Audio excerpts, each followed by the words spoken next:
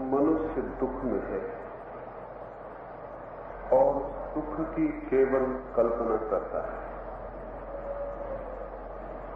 मनुष्य अज्ञान में है और ज्ञान की केवल कल्पना करता है। मनुष्य ठीक अर्थों में जीवित नहीं है, जीवन की केवल कल्पना करता है। आज की सुबह की इस बैठक में इस संबंध में मैं कुछ कहना चाहूंगा कि हम जो कल्पना करते हैं उसके कारण ही हम जो हो सकते हैं वो नहीं हो पाते। जैसे कोई बीमार आदमी कल्पना कर ले कि वो स्वस्थ है, तो फिर स्वास्थ्य की दिशा में कदम उठाना बंद कर देगा। जब वो स्वस्थ है तो स्वस्थ होने का कोई सवाल नहीं। अगर कोई अंधा आदमी कल्पना करने लगे कि उसे प्रकाश का पता है कि प्रकाश कैसा होता है, तो फिर वो अंधा आदमी आंख की खोज बंद कर देगा। अंधे को पता होना चाहिए कि उसे प्रकाश का पता नहीं, और बीमार को ज्ञात होना चाहिए कि वो स्वस्थ नहीं, और दुखी को ज्ञात होना चाहिए कि सुखी वो नहीं है। लेकिन अपने को राहत और सांत्वना देने के लिए हम जो नहीं है उसकी हम कल्पना कर लेते हैं। दुखी आदमी सुख की कल्पना में जी रहा है, और ध्यान रहे सुख की कल्पना के कारण दुख मिटता नहीं। सुख की कल्पना के कारण दुख चलता ही चला जाता है और बढ़ता चला जाता है।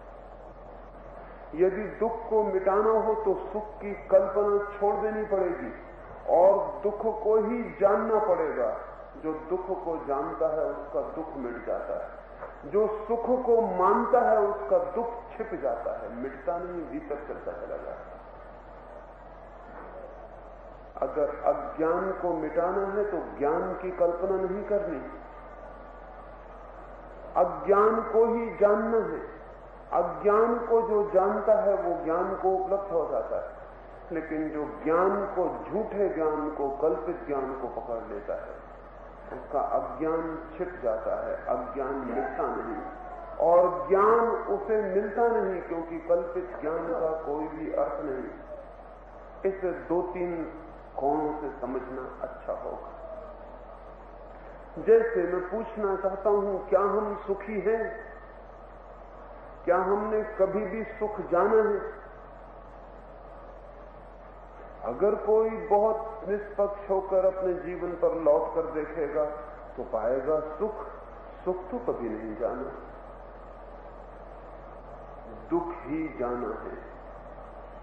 लेकिन दुख को हम भुलाते हैं और जिस सुख को नहीं जाना उसको कल्पित करते हैं, उसको थोपते हैं।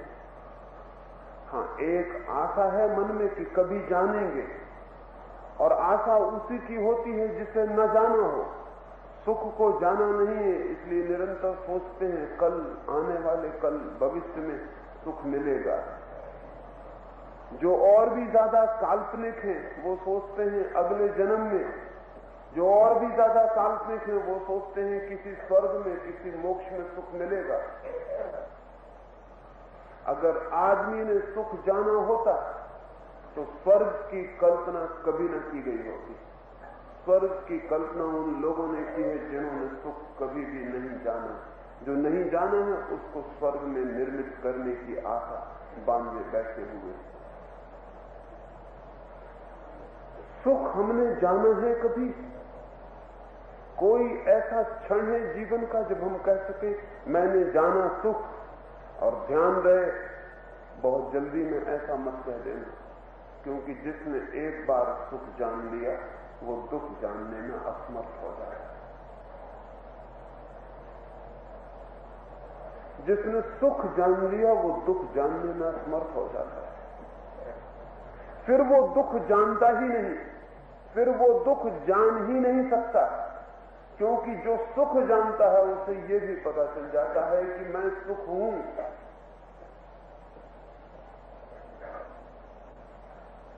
ये बहुत मजे की बात है। और चूंकि हम दुख जानते ही चले जाते हैं, ये इस बात का सबूत है कि सुख हमने कभी जाना नहीं। आशा है, कल्पना है, और कभी कभी सुख को थोप भी लेते हैं। एक मित्र आया है, गले लग गया है, और हम कहते हैं बहुत सुख आ रहा है। गले मिलके कितना सुख मिला है, उसके आलिंगन में कितना रस मिला है। लेकिन कभी आपने सोचा, जो मित्र गले आके मिल गया है वो गले मिला ही रहे, 10 मिनट, 15 मिनट, 20 मिनट और गला छोड़े ही नहीं। तब ऐसी तबीयत होगी, कोई पुलिस वाला निकल आए, किसी तरह से छुटकारा दिलाए, ये क्या कर रहा है। और अगर घंटे 2 घंटे वो गले को न छोड़े तो फांसी मालूम पड़ेगी। अगर सुख था तो और बढ़ जाता। जो एक क्षण में सुख मिला था तो 10 क्षण में और 10 गुना हो जाता। लेकिन एक क्षण में सुख लगा था और 10 क्षण में फांसी मालूम होने लगी। सुख नहीं था, कल्पित था, एक क्षण में खो गया। जो कल्पित है वही क्षण भर टिकता है, जो सत्य है वो सदा है। जो कल्पित है वही क्षणभंगुर है। जो क्षणभंगुर है उसे कल्पित जानना, क्योंकि जो है वो शाश्वत है, वो सदा है, वो क्षण में नहीं, वो नित्य, वो कभी मिटता नहीं। वो है और है और है, था और होगा। कभी ऐसा क्षण नहीं आएगा जब वो ना हो जाए। जो सुख दुख में बदल जाता है उसे कल्पित जानना, वो सुख था ही नहीं। और सब सुख जो हम जानते हैं दुख में बदलने में समर्थ। खाना खाने आप बैठे और बहुत सुखद खाना लग रहा है और खाते चले जाएं, और एक सीमा पर दुख शुरू हो जाएगा। और अगर खाते ही चले गए, जैसा कि कुछ लोग खाते ही चले जाते हैं, तो सारी जिंदगी खाने के दुख से ग्रसित हो जाती है। डॉक्टर कहते हैं आप जितना खाते हैं उससे आधे से आपका पेट भरता है, आधे से डॉक्टरों का भरता है। अगर आप आधा ही खाएं तो किसी डॉक्टर की कोई जरूरत न रह जाए। आप ज्यादा खा जाते हैं, बीमारी चली आती है और डॉक्टर उससे पीछे चला। अगर हम खाते ही चले जाएं तो खाना मौत बन सकती है। ज्यादा खाने से आदमी मर सकता है। एक गीत कोई आपको सुनाता है, आप कहते हैं कितना सुख आया, वो दोबारा सुनाता है, तब आप नहीं कहते कितना सुख आया, तब आप चुप रह जाते हैं। वो तीसरी बार सुनाता है, आप कहते हैं अब बस भी करो। वो चौथी बार सुनाता है, आप कहते हैं कि अब क्षमा करिए। वो 5वीं बार सुनाएगा, आप भागने की कोशिश करेंगे, और अगर द्वार बंद हो और अगर वो 6वीं बार सुनाए तो आपका मस्तिष्क घूमने लगेगा। और अगर वो सुनाता ही चला जाए तो आप पागल हो जाएंगे। वही गीत पागल कर देगा जो पहली दफा सुख दिया। सुख अगर था तो 10 बार सुनने पर 10 गुना हो जाना था। इसे पहचान के लिए कसौटी समझ लेना, इसे कसौटी मानना कि जो सुख क्षण में विलीन हो जाता है और उसी की पुनरुक्ति दुख ले आती है, वो सुख रहा ही ना होगा। सुख आपने कल्पित किया होगा। एक बार कल्पना कर ली, दोबारा कल्पना करनी मुश्किल हो गई, तीसरी बार कल्पना और मुश्किल हो गई, 10 बार में कल्पना उखड़ गई, चीजें जैसी थी वैसी साफ हो गई और सामने हो गई। हमारे सब सुख दुख में बदल जाते हैं। सुख दुख है, हम सिर्फ सुख कल्पित करते हैं, ऊपर से मानते हैं कि ये सुख। माना हुआ सुख कितनी देर टिक सकता है? सुख हमने जाना नहीं, सिर्फ कल्पना की। दुख हमने जाना, और कल्पना क्यों की है? कल्पना इसीलिए की है कि अगर कल्पना न करें तो दुख हमारी जान ले लेगा,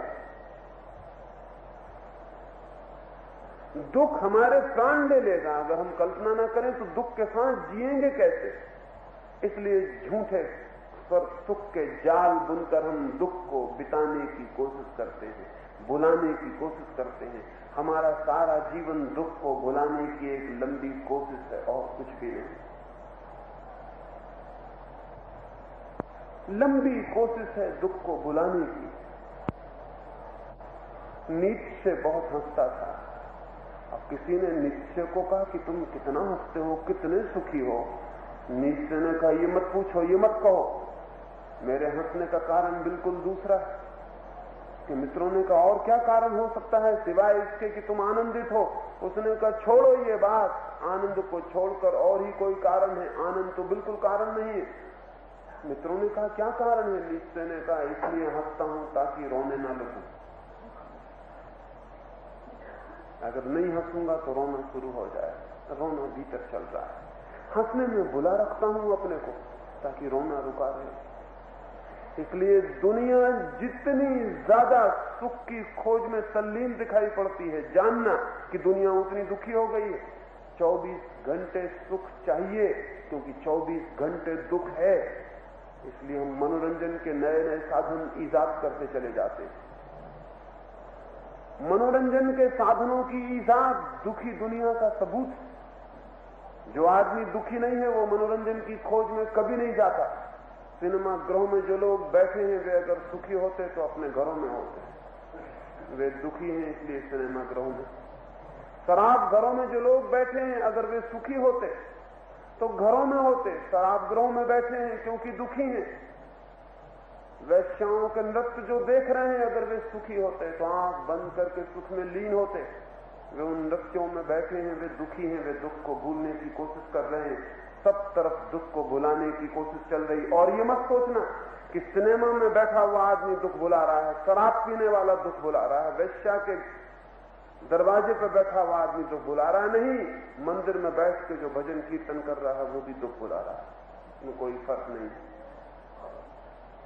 सुखी आदमी किस लिए जाके झांझ मजीरे पीटेगा? पागल हो गया। सुखी आदमी किस लिए हाथ पैर जोड़ के किसी मूर्ति के सामने खड़ा हो जाएगा? दुखी आदमी भुला रहा है, कोशिश खोज रहा है, राम राम जपता है, जितनी देर राम राम की धुन लगाए रखता है दुख भूल जाता है, फिर दुख वापस खड़ा है। जितनी देर माला सरकाता है दुख भूल जाता है, किसी भी चीज में उलझ जाता है दुख भूल जाता है। चाहे सिनेमा देखता हो चाहे रामलीला देखता हो, इससे कोई फर्क नहीं पड़ता। दुख भुलाने की कोशिश चल रही है, अपने को भुलाने की कोशिश चल रही है। शराब में भी वही हो रहा है और प्रार्थना में भी वही हो रहा है। एक बुरा रास्ता है भुलाने का, एक अच्छा रास्ता है भुलाने का, लेकिन दोनों रास्ते भुलाने के, फॉरगेटफुलनेस के हैं। अपने को भुला लेना है किसी तरह।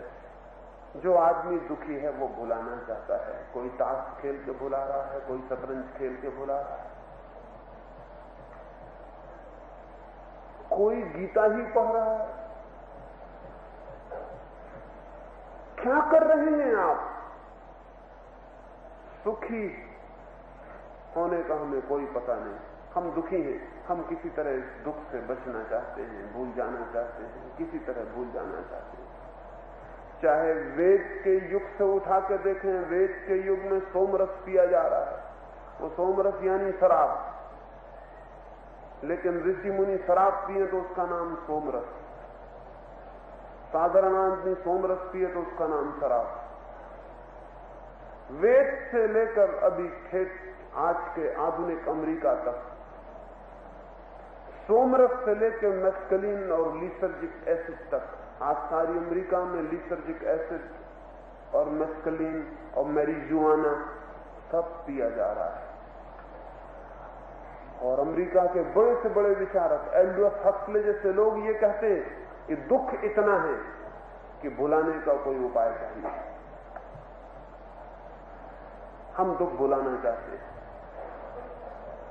हमारे सुख के सारे उपाय कहीं दुख को भुलाने के मार्ग ही तो नहीं है, और इसलिए सब उपाय उखड़ जाते हैं। एक आदमी एक स्त्री के पीछे पागल और सोचता है ये मिल जाए तो सुख हो जाएगा, और जिस दिन वो मिल जाती है उसी दिन व्यर्थ हो जाती है।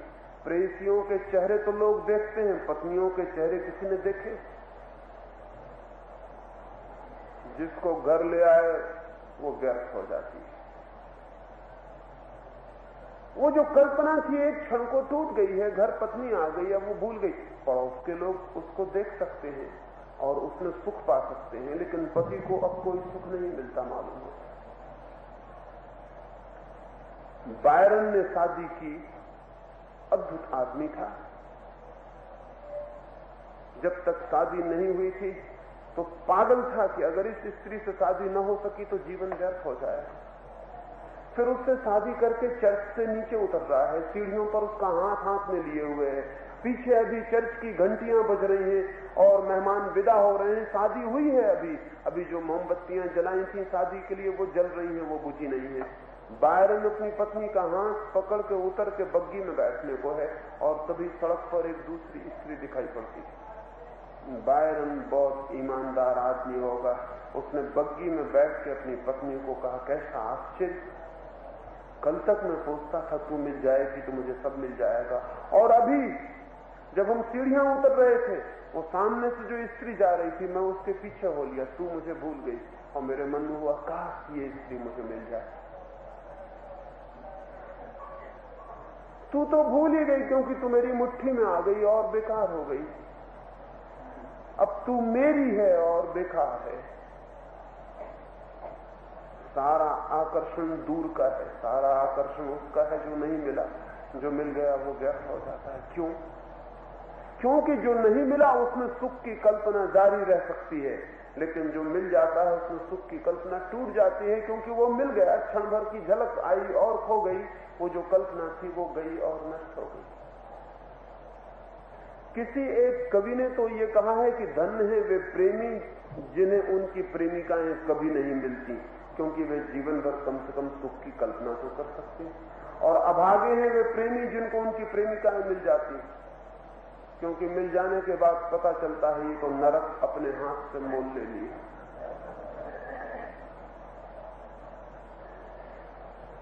हमारे सारे सुख किसी भी तल पर हो काल्पनिक है और दुख एकदम वास्तविक है। दुख की तो कोई कल्पना नहीं करता, कौन करेगा दुख की कल्पना? दुख से तो हम बचना चाहते हैं, दुख की तो कोई कल्पना करेगा नहीं। दुख तो है और सुख काल्पनिक है, यही जीवन की कठिनाई है। और कल्पना के सुखों में जो चला जाता है वो खो जाता है। फिर हम बहुत तरह की कल्पनाएं कर सकते हैं। मजनू से उसके गांव के सम्राट ने बुला के पूछा कि तू पागल है? और लैला साधारण सी लड़की है, तू दीवाना है? हम उससे बहुत अच्छी लड़कियां तेरे लिए खोज में हमने लड़कियां बुलाई हैं, तू चल और देख।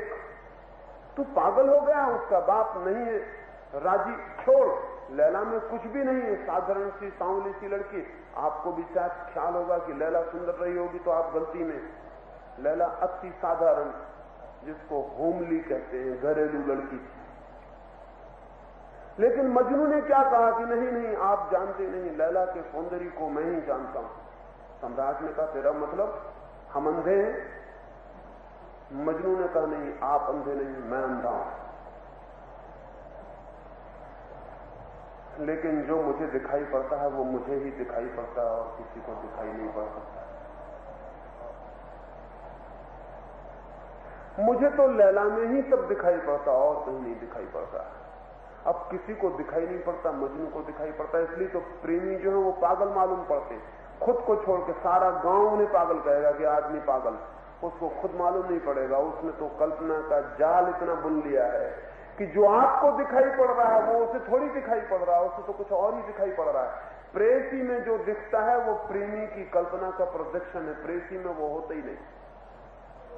प्रेमी में जो दिखता है वो प्रेसी की कल्पना का प्रक्षेपण है, वो उसमें होता ही नहीं। हमें जो दूसरों में सुख दिखाई पड़ता है वो हमारी ही कल्पना है, जो हमने फैला के उनके ऊपर आरोपित कर दी। और उस आरोपित कल्पना को टूटने में कितनी देर लगेगी? वो आरोप कल्पना क्षण में टूट जाती है, पास आते ही टूट जाती है, पहचान होते ही टूट जाती है, जानते ही टूट जाती है। दूरी पर, फासले पर वो कल्पना की थी। न केवल लोगों ने सामान्य जीवन में सुख की कल्पना की है, जब सामान्य जीवन में सुख नहीं मिला है और दुख को नहीं भुलाया जा सका है, तो लोगों ने और बड़ी कल्पनाएं की हैं। कोई मुरली बजाते भगवान की कल्पना कर रहा है, वो अपना आंख बंद करके मुरली बजाते भगवान में ही लीन हो रहा है। कोई जीसस क्राइस्ट की कल्पना कर रहा है, कोई धनुधारी राम की कल्पना कर रहा है। ये सारी कल्पनाएं सत्य के पास ले जाने वाली नहीं। चाहे कोई कितनी ही गहरी कल्पना कर ले, चाहे किसी को बिल्कुल बांसुरी बजाते हुए कृष्ण दिखाई पड़ने लगे, धनुर्धारी राम दिखाई पड़ने लगे, और चाहे सूली पे लटका हुआ ईसा दिखाई पड़ने लगे, चाहे बुद्ध और महावीर दिखाई पड़ने लगे, आपके दिखाई पड़ने में बुद्ध, महावीर, राम, कृष्ण का कोई कसूर नहीं है, उनका कोई हाथ ही नहीं। आपकी कल्पना के अतिरिक्त वहां और कुछ भी नहीं। लेकिन उस कल्पना में अपने को खोया जा सकता है। और ध्यान रहे, ये कल्पना लंबी हो सकती है, क्योंकि ठोस तो कुछ पास नहीं है जो उखड़ जाए, सिर्फ कल्पना ही है। कल्पना लंबी चल सकती है। तो साधारण मनुष्य के प्रेमी तो मुक्त भी हो सकते हैं कल्पना से, लेकिन भगवान की कल्पना करने वाले भक्त मुक्त भी नहीं हो पाते, क्योंकि कल्पना हवाई है। हमारे हाथ में जैसा चाहो वैसा। एक ठोस आदमी से प्रेम करोगे तो जैसा चाहोगे वैसा थोड़ी होगा। अगर उससे कहोगे कि बाएं पैर ऊपर उठाओ और हाथ मुरली पर रखो, खड़े रहो घंटे भर, तो वो कहेगा क्षमा करो, नमस्कार। लेकिन अपने ही कृष्ण है कल्पना के, विचारों को खड़ा रखो, एक पैर पर बांसुरी पकड़े हुए वो खड़े, वो कुछ नहीं कर सकते। और जैसा तबीयत हो कहो कि रखो दूसरा पैर नीचे, तो नीचे रखना पड़ेगा दूसरा। आपकी ही कल्पना का जाल है, वहां कोई दूसरा है नहीं। इसलिए भक्त बड़ा प्रसन्न होता है भगवान को मुट्ठी में पाके। चाहो जैसा नचाओ, भगवान मुट्ठी में। लेकिन जो मुट्ठी में है वो हमारी कल्पना का है, और कल्पना में खो के फायदा क्या है, मिलेगा क्या? दुख भूल सकता है, लेकिन सुख नहीं मिल सकता। दुख को भूलना हो तो कल्पना सार्थक उपाय है, लेकिन सुख को पाना हो तो कल्पना अत्यंत घातक उपाय है। कल्पना से बचना सब जरूरी है। ये मैं कहना चाहता हूं कि हमने सब तरफ से बुलाने की कोशिश की है दुख को, और जो दुख को बुलाने की कोशिश कर रहा है वो अपने हाथ अपने को ऐसे जाल में डाल रहा है जिससे निकलना मुश्किल होता चला जाए। उसे रोज रोज नए नए जाल बनाने पड़ेंगे। एक झूठ के लिए फिर रोज नए झूठ गढ़ने पड़ेंगे, और झूठों की इतनी लंबी श्रृंखला हो जाएगी कि उसे पता भी नहीं रहेगा कि सत्य कहां है। हमने न मालूम कितने झूठ तय किए, जन्मों जन्मों से झूठ की एक लंबी कतार खड़ी कर लिए। उस झूठ में हम सब खो गए हैं, हमें कुछ पता नहीं। हमारा परिवार झूठ है, हमारी कल्पना पर खड़ा है, सत्य पर नहीं। हमारी मित्रता झूठ है, हमारी कल्पना पर खड़ी है, सत्य पर नहीं। हमारी शत्रुता झूठ है, हमारा धर्म झूठ है, हमारी भक्ति झूठ है, प्रार्थना झूठ है, हमारी कल्पना पर खड़ी है, सत्य पर नहीं। और हमने सब एक झूठ का इतना व्यापक जाल फैलाया कि आज कहां से तोड़े हैं इसे, ये बहुत मुश्किल हो गया। एक आदमी हाथ जोड़े मंदिर में खड़ा है, किसके सामने हाथ जोड़े है? भगवान का कुछ पता है? जिसका पता नहीं है उसके सामने हाथ जोड़े गए हो तो हाथ झूठे हो जाएंगे। किस लिए हाथ जोड़े हैं? मैंने सुना है एक यात्री का दल एक नाव से वापस लौट रहा है। वे बहुत धन कमा के वापस लौटे हैं, हीरे जवाहरात लेके लौटे हैं, सौदागर हैं। उनमें एक फकीर भी है जो लौटते में सवार हो गया। उसने कहा मुझे भी देश लौटना है, मुझे भी बिठा लो। उसे भी बिठा लिया। आखिरी दिन है, ऐसा लगता है कि थोड़ी ही देर में जमीन आ जाएगी, लेकिन बड़े जोर का तूफान आया है। बादल गिर गए, सूरज ढक गया, हवाएं चलने लगी, पानी उछालें भरने लगा, नाव अब डूबी होने लगी। वे 30 ही यात्री हाथ जोड़ के घुटने टेक के आंख बंद किए, आकाश की तरफ हाथ उठाए और कह रहे हैं भगवान हमें बचाओ, हमें बचाओ, हमसे जो भी हो सकेगा हम करेंगे। अगर हम बच गए और जमीन पे उतर गए तो कोई कह रहा है कि मैं जितनी संपत्ति लाया हूं सब गरीबों में बांट दूंगा। कोई कहता है कि मैं सारी संपत्ति सेवा में लगा दूंगा, कोई कहता है कि जो भी तुम कहोगे मैं करूंगा, लेकिन मुझे बचाओ। लेकिन वो फकीर है, वो हंस रहा है बैठा हुआ, और वो सारे लोग कह रहे हैं कि तुम कैसे आदमी हो, हमारी जान खतरे में, तुम्हारी जान भी खतरे में, प्रार्थना करो। और तुम तो फकीर हो, तुम्हारी प्रार्थना शायद जल्दी सुन ली जाए। लेकिन वो फकीर कहता है तुम ही करो प्रार्थना। और फिर जब वे आंखें बंद किए हुए प्रार्थना कर रहे हैं तो वो फकीर एकदम से चिल्लाता है कि ठहरो, गलती में वादे मत कर देना कि सब दे देंगे, जमीन करीब है। जमीन दिखाई पड़ने लगी और वो सारे लोग उठ के खड़े हो गए, प्रार्थना अधूरी रह गई और वो सब हंस रहे हैं और अपना सामान बांध रहे हैं। और उन्होंने कहा तुमने ठीक समय पर चेता दिया, नहीं तो हम वायदा कर देते और मुसीबत होती। लेकिन एक आदमी ने वायदा कर दिया था और सबने वायदा सुन लिया था।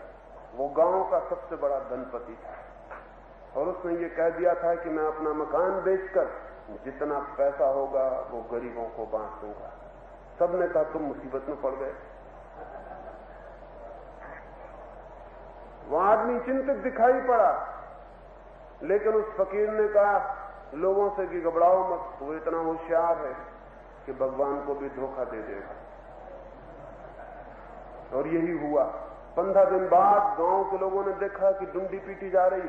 उस अमीर ने खबर की है कि मैं अपने मकान को बेच रहा हूं और जितना पैसा आएगा वो गरीबों को बांट दूंगा।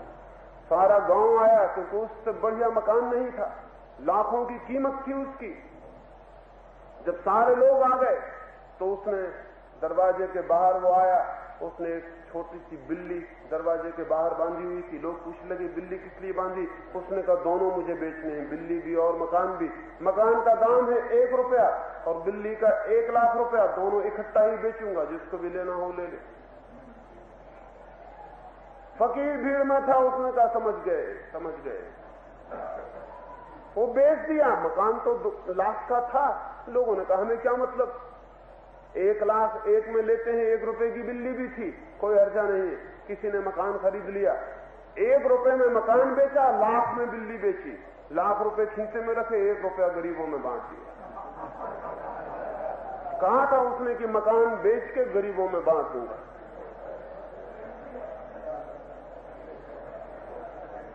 ये हमारी प्रार्थनाएं, ये हमारी सारी आराधनाएं आखिर में बेईमानियां हैं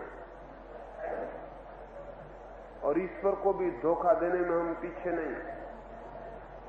और स्वाभाविक है, क्योंकि ईश्वर से हमें कोई मतलब नहीं। हमारे दुख से बचने की चेष्टा है, ईश्वर से क्या मतलब है? जब नाव डूबती थी तो हमने कहा कि हम ये कर देंगे। कोई ईश्वर से मतलब था, कोई गरीब से मतलब था? अपने दुख से बचने का सवाल था। जब बच गए तब अब दूसरा दुख सिर पे आ गया कि लाख रुपए का मकान चला जाएगा। अब इससे बचने की तरकीब निकाली। दोनों बातों में कोई विरोध नहीं है। नाव पर किया गया वायदा भी दुख से बचने के लिए था और ये चालाकी भी दुख से बचने के लिए। और आदमी जो दुख से बचने के लिए कर रहा है वो कभी धर्म नहीं हो सकता। धर्म है दुख से बचने की तरकीब नहीं। दुख से बचाओ तो गलत रास्ते पर ले ही जाएगा, क्योंकि दुख से बचाव में बुनियादी झूठ स्वीकार कर लिया गया है और वो ये कि मैं दुखी हूं। मैं दुखी हूं, ये बुनियादी झूठ स्वीकार कर लिया गया है। मुझे दुख से बचना है। अब मैं कहता हूं कि रास्ता दूसरा है और वो ये है कि मुझे जानना है दुख क्या है, कहां है, बचना नहीं है। और जो आदमी जानने जाता है कि दुख क्या है, कहां है, वो हैरान होकर पाता है दुख बाहर है, मैं तो अलग हूं, मैं तो कभी दुखी हूं नहीं। मैं दुखी हूं ही नहीं, इसलिए बचना क्या है? इसलिए बचना किससे है? और जिसे ये पता चल जाता है कि मैं दुखी नहीं हूं, वो क्या किस हालत में पहुंच जाता है? जिसे ये पता चल गया कि मैं दुखी नहीं हूं, उसे ये पता चल जाता है कि मैं सुखी हूं। लेकिन हम माने हुए हैं कि हम दुखी हैं, मैं दुखी हूं, मैं दुखी हूं, मैं दुखी हूं। और ये जो मान्यता है ये एक नए झूठ में ले जा रही है कि दुख से कैसे बचूं। एक फकीर के पास एक आदमी गया और उसने कहा कि मुझे मरने से बचने का कोई रास्ता बताइए। उस फकीर ने कहा किसी और के पास जाओ। क्योंकि मैं कभी मरा ही नहीं। कई बार मौत आई और मैं नहीं मरा। अब मैं झंझट के बाहर हो गया हूं। अब मैं जानता हूं कि मैं मर ही नहीं सकता, इसलिए मुझे कोई तरकीब भी पता नहीं है। तुम उस आदमी के पास जाओ जो मर चुका हो, उससे पूछो, वो शायद तुम्हें बता सके कि मरने से बचने की तरकीब क्या है। मैं क्या बताऊं, क्योंकि मैं कभी मरा नहीं और अब मैं जानता हूं कि मैं मर ही नहीं सकता, इसलिए मृत्यु मेरे लिए सवाल ही नहीं है। एक तो सवाल है कि मृत्यु को मान लिया हमने, अब हम पूछते हैं कैसे बचे। पहली झूठ हमने स्वीकार कर ली कि हम मरते हैं। अब दूसरी झूठ ईजाद करनी पड़ेगी, मरने से कैसे बचे, और झूठ का श्रृंखला चलती रहेगी। लेकिन जो भवन झूठ की नींव पर खड़ा हो, वो कितना ही बड़ा हो जाए, वो कभी भी ठहर नहीं सकता। झूठ की भवन पर नींव पर खड़ा हुआ भवन पूरा झूठ ही होगा। वो किसी दिन भी गिरेगा, और जब वो गिरने लगेगा तो झूठ के नए नए और हमें सहारे खड़े करने पड़ेंगे कि वो गिर ना जाए। और इस तरह हम एक ऐसे विशियस सर्किल में, एक ऐसे दुष्ट चक्र में फंस जाएंगे जिसका हिसाब लगाना मुश्किल। बस झूठ के बाद झूठ, झूठ के बाद झूठ होती चली जाएगी। लेकिन हमें होश नहीं आता कि जिस चित्त ने एक झूठ हमें सिखाई है, उसी चित्त की मानकर हम चलेंगे तो और झूठे भी हमें सिखाएगा। माइंड जो है, चित्त जो है, अगर ठीक से समझे तो झूठ पैदा करने की मशीन, वहां से झूठ पैदा हो गई। परसों रात ही मैं एक कहानी कह रहा था। एक गरीब फकीर है, एक गरीब आदमी है, और दिन रात भगवान की प्रार्थना में ही लीन रहता है। उसकी पत्नी परेशान हो गई। भगवान की प्रार्थना करने वाले पतियों से पत्नियां परेशान हो ही जाती। वो बहुत परेशान हो गई है, खाने को कहां से आए, रोटी कहां से आए, वो है कि बस भगवान है। आखिर एक दिन उसने क्रोध में कहा कि ये अब ज्यादा नहीं चलेगा, ये कहां से लाए हम खाने को? तुम निरंतर यही कहते हो मैं भगवान का सेवक हूं, भगवान का सेवक हूं। अरे साधारण आदमी के भी सेवक हो जाओ तो 2 रोटी तो मिल सके, और भगवान के सेवक हो मिलता क्या है? उस फकीर ने कहा बात मत कर, कभी मैंने मांगा नहीं, ये बात दूसरी। अगर मांगू तो सब अकाउंट में जमा होगा। इतने दिन भगवान की सेवा की तो सब वहां जमा होगा, मांगा नहीं मैंने, ये दूसरी बात है। उसकी पत्नी ने कहा तो आज मांग के दिखा दो। वो आदमी बाहर गया, उसने जोर से चिल्ला के आकाश की तरफ कहा कि 1000 रुपया फौरन भेज दे। पड़ोस में एक सेठ रहता था, वो सुन रहा था ये सारी बातचीत, उससे मजाक सूझी। उसने 1000 रुपये थैली में भर के फेंक दिए। मजाक हद हो गई। उसने जब सुना कि वो आदमी भगवान को आज्ञा दे रहा है बाहर आके कि फौरन 1000 रुपये भेज दो, बहुत दिन हो गए मैंने कुछ मांगा भी नहीं सेवा करते करते। 1000 रुपये नीचे गिरे। उस आदमी ने थैली उठा ली और कहा धन्यवाद, बाकी अभी जमा रखना, जब जरूरत होगी ले लेंगे। अंदर गया, पत्नी के सामने रुपए पटक दिए। पत्नी तो हैरान हो गई, प्रभावित भी हो गई, हद हो गई। 1000 रुपये नगद सामने थे, अब तो कुछ कहना भी ठीक ना था। सेठ ने सोचा कि थोड़ी देर मजा ले लेने दो, फिर चले जाएंगे, लेकिन तभी देखा कि बड़ा सामान बाजार से चला आ रहा। तो सेठ ने कहा तो मुश्किल हो जाएगी, मजाक तो महंगी पड़ जाएगी। वो तो सामान खरीदने उसने आदमी भेज दिए, सामान चला आ रहा है, कीमती चीजें आ रही हैं। सेठ भागा हुआ आया, उसने कहा भाई मैंने मजाक की थी, तुम क्या समझ रहे हो, रुपए मैंने फेंके। उस आदमी ने कहा दो गई, तुमने साफ सुना कि मैंने भगवान से कहा कि भेजो 1000 रुपये, और फिर मैंने धन्यवाद भी दिया, तुमने सुना नहीं? कहा वो मैंने सुना, लेकिन रुपए मैंने फेंके। उसने कहा कि ये मैं मान नहीं सकता, पत्नी मेरी गवाह है। सेठ ने कहा तो जाल हो गया। सेठ ने कहा फिर सीधे इसी वक्त गांव के अदालत में चले चलो, काजी के पास। उस फकीर ने कहा मैं नहीं जाऊंगा ऐसे, क्योंकि मैं गरीब आदमी, देखते हैं कपड़े फटे पुराने, आप घोड़े पे सवार होंगे, शानदार कपड़ों में होंगे, मजिस्ट्रेट आपकी तरफ झुक जाएगा। मजिस्ट्रेट कहीं गरीब की तरफ झुका है कभी? वो समझ लेगा कि आदमी ठीक कहता है, जिसके पास पैसे हैं वो ठीक कहता है। ये मेरे गरीब कपड़े देख के कह देगा कि छोड़, कहां की बातें कर रहा है, वापस करो रुपए। नहीं, पहले मुझे ठीक कपड़े दे दे, अपना घोड़ा दे दे, जब मैं शान से चलूं तो ही मैं चल सकता हूं, नहीं तो वहां सब गड़बड़ हो जाएगी। सेठ को 1000 रुपये वापस लेने थे, बेचारे ने घोड़ा दिया, अपने कपड़े दिए, खुद पैदल चला। फकीर शान से घोड़े पे चला। अदालत के सामने जाकर घोड़ा बांधा, आदमी को चिल्ला के कहा घोड़े का ख्याल रखना। मजिस्ट्रेट भीतर सुन ले। अंदर गया, शानदार कपड़ों में था। सेठ ने निवेदन किया कि ऐसा ऐसी बात हो गई, ये भगवान से प्रार्थना कर रहा था, मैं सिर्फ मजाक में 1000 रुपए की थैली फेंक दिया। कहीं भगवान कोई रुपए फेंकता कभी सुना है आपने? मजिस्ट्रेट उसने कहा कि भगवान ने रुपए फेंके हो, लेकिन ये पागल मान के बैठ गया है कि इसके रुपए, मैं रुपए वापस चाहता हूं। मजिस्ट्रेट ने उस फकीर से कहा कि तुम्हें क्या कहना है? उसने कहा मुझे कुछ भी नहीं कहना, इस आदमी का दिमाग खराब हो गया, ये पागल। मजिस्ट्रेट ने कहा सबूत? उसने कहा सबूत ये है कि आप तो रुपए की कह रहे हैं, अगर इससे पूछिए कि कपड़े किसके हैं तो ये कहेगा इसी के हैं, घोड़ा किसका है ये कहेगा इसी का है, सभी कुछ इसी का। उस सेठ ने कहा कुछ कपड़े मेरे हैं और घोड़ा भी मेरा। मजिस्ट्रेट ने कहा मुकदमा बर्खास्त, ये आदमी का दिमाग खराब हो गया। वो सेठ ये नहीं समझ पाया कि जो फकीर इतना बड़ा झूठ बोल सकता है, उसको कपड़े देना खतरनाक, उसको घोड़ा देना खतरनाक, वो और भी झूठ बोल सकता है। जो मन हमें झूठ की बुनियाद सिखाता है, उस मन की मान के हम जो जो इंतजाम करते हैं वो सब झूठ होते चले जाते हैं। लेकिन हमें कभी ख्याल भी नहीं आता कि मन का हमने पहला झूठ मान लिया है और उसने ये कह दिया है कि मैं दुखी हूं। ये झूठ।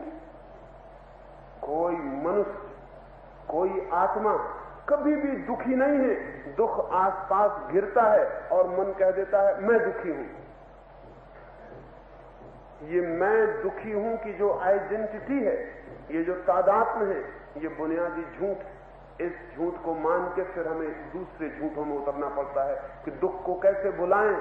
शराब से, प्रार्थना से, पूजा से, नृत्य से, गीत से, संगीत से कैसे भुलाएं? दुख है, दुख को कैसे भुलाएं? और जो दुख को भुलाने चला जाता है वो आदमी सत्य की तरफ कभी भी नहीं जा पाता।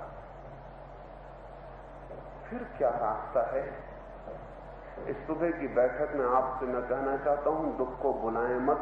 भुलाने से कोई कभी दुख से नहीं छूटा, क्योंकि भुलाने वाले ने ये मान ही लिया कि मैं दुखी हूं। अब भुलाए या कुछ भी करे, दुख से छुटकारा नहीं। रास्ता ये है कि जाने कि दुख कहां है, दुख क्या है भी। पहले दुख को पहचाने, और जिसने दुख को पहचानने की कोशिश की है और अपनी आंख दुख पे गड़ा दी है, दुख तिरोहित हो गया है। ऐसे ही जैसे सुबह का सूरज निकलता है और ओस के कण तिरोहित हो जाते हैं, ठीक जिसने अपनी आंख दुख पे गड़ा दी है और ज्ञान का सूरज दुख पे बैठ गया है, दुख ऐसे ही उड़ गया है जैसे ओस कण उड़ जाते हैं और उनका कोई पता नहीं चलता। और पीछे जो स्थिति छूट जाती है उसका नाम सुख है। सुख दुख से विपरीत अवस्था नहीं है। दुख से लड़के कोई सुखी नहीं हो सकता। सुख दुख का अभाव है, एब्सेंस है। दुख चला जाए तो जो शेष रह जाता है उसका नाम सुख है। इसे ठीक से समझ। दुख से लड़के कोई सुखी नहीं हो सकता। दुख से उल्टा नहीं है सुख। क्या आप दुख को हरा दो और सुख को ले आओ? दुख क्या उल्टा नहीं है सुख। हां, दुख ना हो जाए, दुख शून्य हो जाए, दुख क्षीण हो जाए, पता चले कि दुख नहीं है, तो जो अवस्था शेष रह जाती है वो सुख। सुख हमारा स्वभाव है, उसे कहीं से लाना नहीं है। दुख ऊपर से छा गई बदली है और हम उस बदली से इतने मोहित हो गए हैं कि उसी का सोच रहे हैं, उसको भूल ही गए हैं जो बदली में छिपा है और बिल्कुल बाहर है। जैसे सूरज के चारों तरफ बादल घिर गए हों। घिर जाएं बादल, बादलों के घिरने से सूरज को क्या फर्क पड़ता है? कोई बादलों के घिरने से सूरज अंधेरा हो जाता है, कोई बादलों के घिरने से सूरज मिट जाता है, कोई बादलों के घिरने से सूरज की रोशनी में कोई भी फर्क पड़ता है, सूरज के स्वभाव में कोई फर्क पड़ता है। लेकिन अगर सूरज में बुद्धि हो तो और सूरज डर जाए और कहे कि बादल घिर गए, मैं मरा, अब मैं बादलों से बचने के लिए क्या करूं? बस सूरज मुश्किल में पड़ जाएगा। बादलों से सूरज बचेगा भी कैसे? बादलों से सूरज लड़ेगा भी कैसे? और जितना लड़ेगा, जितना बचेगा, उतना ही ध्यान बादलों पर अटका रहेगा और सूरज भूल जाएगा कि मैं सूरज हूं, किससे लड़ रहा हूं? बादलों से। लेकिन अगर सूरज गौर से देखे और देखे कि बादल वहां है, मैं यहां रहा, मेरे और बादलों के बीच तो बड़ा फासला है, और कितने ही पास आ जाएं बादल तो भी फासला है, और फासला हमेशा इन्फिनिट है, फासला हमेशा अनंत है। इन दो हाथों को मैं कितने ही पास ले आऊं तो भी फासला मौजूद है, और फासला अनंत है। दोनों हाथ के बीच का फासला नहीं मिटता, पास लाने से नहीं मिटता। अगर फासला मिट जाए तो दोनों हाथ एक हाथ हो जाएं। दो है, फासला जारी। चाहे कितने ही पास लाओ, फासला जारी। चाहे बादल कितने ही करीब आ जाए। अभी वैज्ञानिक कहते हैं कि दो अणु कितने पास होते हैं, लेकिन अनंत फासला है दोनों के बीच में। फासला बहुत, फासला मिट नहीं सकता। दो प्रेमी कितने पास आ जाते हैं, कितने पास बैठ जाते हैं, फासला मौजूद। और वही तो कष्ट देता है प्रेमियों को। कितने पास आ गए फिर भी फासला नहीं मिटता, 7 चक्कर लगाए फिर भी फासला नहीं मिटता, अदालत से रजिस्ट्री करवाई फिर भी फासला नहीं मिलता, एक दूसरे की गर्दन दबा रहे हैं फिर भी फासला नहीं मिटता। फासला मौजूद, फासला मिट ही नहीं सकता। कितने ही बादल आ जाएं सूरज के पास, सूरज सूरज है, बादल बादल है, और फासला अनंत है। लेकिन अगर बादल पर ध्यान अटक गया तो मुश्किल हो जाती है। तो सूरज अपने को भूल जाता है और बादलों का ख्याल करने लगता है, और जो अपने को भूल गया वो धीरे धीरे जिसका ख्याल करता है समझ लेता है वही मैं हूं। फिर थोड़े दिन में सूरज कहने लगा मैं तो बादल हूं, मैं तो अंधेरा बादल हूं। जैसी सूरज को हम कहेंगे ये हालत नासमझी की है, वैसी हालत आदमी की नासमझी की। वो जो भीतर आत्मा है वो आनंद है, चारों तरफ दुख के बादल हैं, और दुख ही दुख को देखते देखते भूल गई है ये बात कि मैं कौन हूं, और वही बात पकड़ गई है कि ये जो दिखाई पड़ रहा है यही मैं हूं, यही मैं हूं, यही मैं हूं। अब इससे कैसे बचें, अब कैसे भागें, कैसे छूटे? प्रार्थना करें, शराब पिए, कहां जाएं, जिए मरे, क्या करें? सीधे खड़े हों, शीर्षासन करें, कुछ भी करें। वो एक बात जो पकड़ ली है कि ये दुख जो दिखाई पड़ रहा है यही मैं हूं, तो फिर बहुत कठिनाई हो गई। लौटना पड़ेगा इस बात से और जांच करनी पड़ेगी दुख क्या है, कहां है, और मैं कौन हूं और कहां हूं। और जो इस बात की खोज करता है उसके बीच और दुख के बीच एक फासला खड़ा हो गया और तत्काल एक क्रांति घटित हो जाती है। वो जानता है दुख वहां है, मैं यहां हूं, दुख वो है, मैं ये हूं, दुख जाना जा रहा है, मैं जान रहा हूं, दुख दृश्य है, मैं दृष्टा हूं, दुख गेय है, मैं ज्ञाता हूं, मैं अलग हूं, मैं दुखी नहीं हूं, मैं दुख नहीं हूं। और जिसको ये पता चल गया उसका ध्यान अपने पर लौट आता है, और वहां तो सूरज है, वहां तो आनंद है, वहां तो सुख है। और जिसको एक बार उसकी झलक मिल गई वो हंसता है और अनंत जन्मों तक हंसता रहता है। और तब वो हैरान होता है कि कैसे लोग पागल हैं, कैसे लोग दुखी। बुद्ध को ज्ञान हुआ, उसी दिन सुबह उनके पास लोग आए और उन्होंने कहा आपको क्या मिल गया, क्योंकि बुद्ध खुशी में डूबे हुए। पूछा क्या मिल गया है? बुद्ध ने कहा मिला कुछ भी नहीं, जो अपना ही था सदा उसका पता चल गया है। बुद्ध ने कहा मिला कुछ भी नहीं, जो सदा से अपना था और जिसे भूल गए थे उसका पता चल गया है।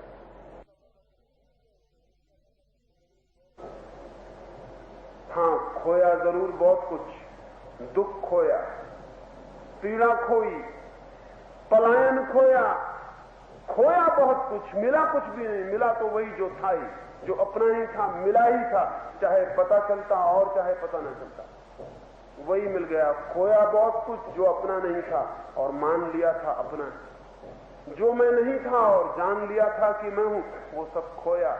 मिला कुछ भी नहीं, खोया बहुत कुछ।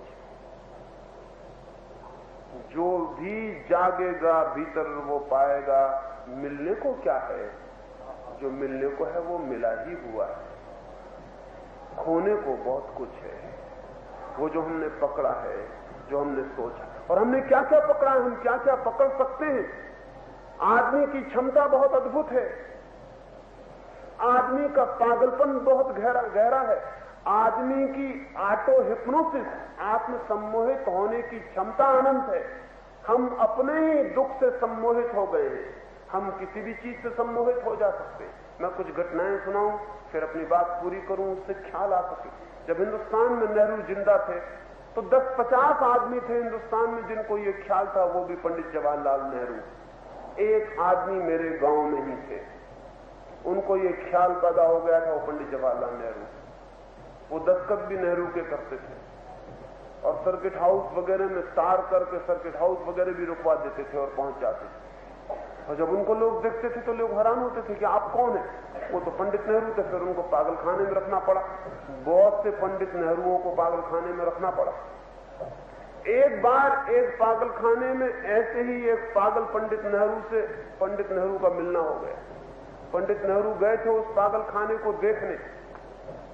अधिकारियों ने सोचा कि वो जो आदमी पंडित नेहरू की तरह 3 साल पहले भर्ती हुआ था, अब वो ठीक हो गया है, अब उसे छुट्टी देनी है, तो उसे नेहरू के हाथ से ही छुट्टी क्यों न दिला दी जाए। और बड़ी गड़बड़ हो गई। उस आदमी को लाया गया, नेहरू से मिलाया गया। नेहरू ने उस आदमी से पूछा, आप बिल्कुल ठीक तो हो गए हैं? उसने कहा, मैं बिल्कुल ठीक हो गया हूं, अब मैं बिल्कुल ठीक हूं। इस पागल खाने के अधिकारियों का धन्यवाद, 3 साल में मेरा मन बिल्कुल ठीक हो गया, अब मैं वापस होके जा रहा हूं। चलते वक्त उसने पूछा, लेकिन मैं भूल गया आपसे पूछना कि आप कौन हैं? पंडित नेहरू ने कहा, मुझे तुम्हें पता नहीं कि मैं कौन हूं? पंडित जवाहरलाल नेहरू। वो आदमी हंसने लगा। उसने कहा, घबराइए मत, 3 साल यहां रह जाइए, आप भी ठीक हो जाएंगे। 3 साल पहले इसी हालत में मैं भी आया, मगर 3 साल में बिल्कुल ठीक हो गया। आप बिल्कुल बेफिक्र रहिए, चिंता मत करिए, बड़ा अच्छा इलाज है यहाँ के चिकित्सकों का, आपको 3 साल में ठीक कर देंगे। इस आदमी को पंडित नेहरू होने का ख्याल इतने जोर से पकड़ा सकता है कि वो भूल ही जाए।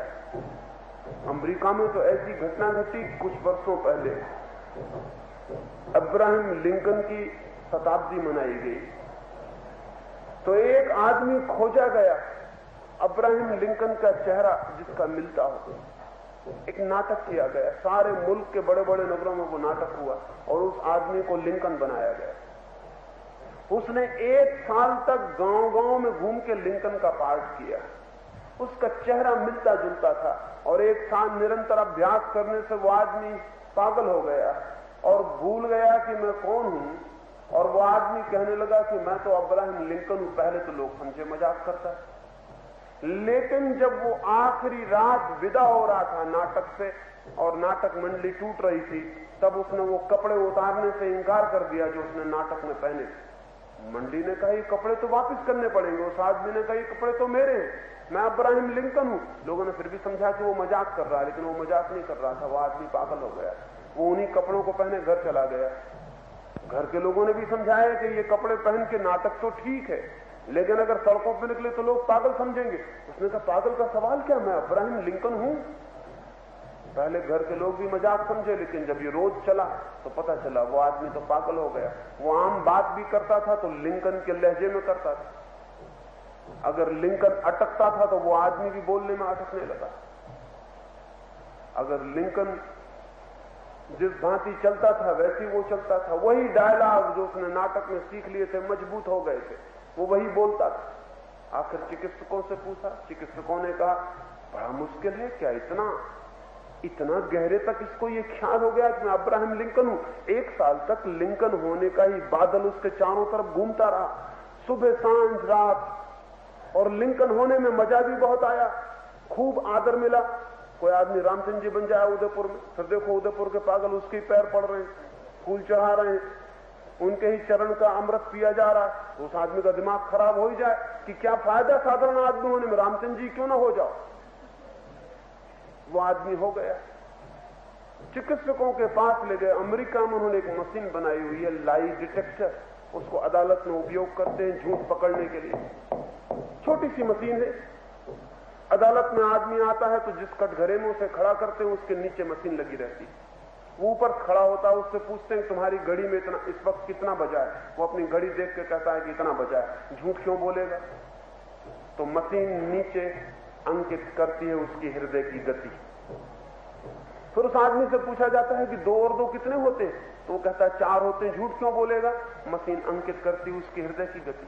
फिर उससे पूछा जाता है तुमने चोरी की? तो हृदय तो कहता है की, क्योंकि उसने की है, और ऊपर से वो कहता है कि नहीं की, तो हृदय की गति में झटका लगता है और वो झटका नीचे मशीन अंकित कर लेती है। तो उस अब्राहम लिंकन हो गए आदमी को लाई डिटेक्टर पे खड़ा किया। वो घबरा गया था, जो भी पूछो उससे वो यही पूछे आप अब्राहम लिंकन है?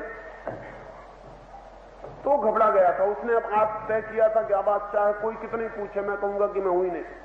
लाई डिटेक्टर मशीन पे खड़ा किया, डॉक्टर घेरे खड़े हैं, उन्होंने पूछा कि क्या आप अब्राहम लिंकन हैं? उसने कहा कि नहीं, मैं अब्राहम लिंकन नहीं हूं। लेकिन मशीन ने नीचे नोट किया कि यह आदमी झूठ बोल रहा है। उसके हृदय में तो कह रहा था कि मैं अब्राहम लिंकन हूं, ऊपर से झूठ बोल रहा है। मशीन ने कहा कि आदमी अब्राहम लिंकन है, झूठ बोल रहा है। इतना गहरा भाव पकड़ सकता है, इसे मैं कहता हूं ऑटो हिप्नोसिस है। ये किसी विचार और भाव से सम्मोहित हो जाना। हम सब भी दुख से सम्मोहित हो गए और 24 घंटे दुख में जी रहे हैं और 24 घंटे से दुख से बचने की कोशिश कर रहे हैं और दिन रात दुख ही दुख देखने से सम्मोहन गहरा हो गया है और अनंत जन्मों का दुख का ये सम्मोहन है। और इसलिए हम किसी से भी जाके पूछते हैं दुख से बचने का उपाय क्या, अशांति से बचने का उपाय क्या, अंधकार से बचने का उपाय क्या, अज्ञान से बचने का उपाय क्या। और जब तक हम ये उपाय खोजते रहेंगे तब तक हम मुक्त हो भी नहीं सकेंगे, क्योंकि बुनियादी बात ही झूठ है। न हम अज्ञान हैं, न हम दुख है, न हम बंधन है, न हम अमुक्ति हैं। हम ये हैं ही नहीं, इसलिए इनसे बचने का कोई सवाल नहीं। लेकिन ये कैसे पता चलेगा? ये अपने दुख पर ध्यान को केंद्रित करना पड़ेगा। भागे मत, पलायन मत करें, एस्केप ना लें। दुख आए उसे देखें और पहचानें और जानें कि वो कहां है। और जैसे ही आप जानेंगे, पहचानेंगे, आप हैरान हो जाएंगे। लगेगा मैं तो सदा अलग हूं, मैं तो सदा भिन्न हूं। दुख आता है, चला जाता है, दुख घेरता है, भाग जाता है। मैं अलग हूं, जानता हूं, जानना हूं। मनुष्य की आत्मा ज्ञान है, सिर्फ जानना है। सब भोगना झूठ है, सब भोगना असत्य है, ज्ञान मात्र सत्य है। इसे ही मैं ध्यान कहता हूं। अगर दुख के प्रति ये जागरण हो, ध्यान हो गया। रात्रि हम बैठेंगे तो ध्यान रखना, आप दिन भर ये सोच के आना कि आप दुख हो या दुख से अलग हो, आप ही दुख हो या दुख के जानने वाले हो। ये जान के आना, ये खोज के आना। और अगर ये साफ हो जाए कि दुख वहां है, मैं यहां हूं, तो बस वो क्रांति होनी शुरू हो गई, जो अंततः मनुष्य को स्वयं में और सत्य में ले जाती है। रात्रि हम प्रयोग के लिए भी बैठेंगे कि कैसे हम ये प्रयोग करें और भीतर प्रविष्ट हो जाएं। मेरी बातों को इतनी शांति और प्रेम से सुना, उससे अनुग्रहित हूं और अंत में सबके भीतर बैठे परमात्मा को प्रणाम करता हूं। मेरे प्रणव स्वीकार।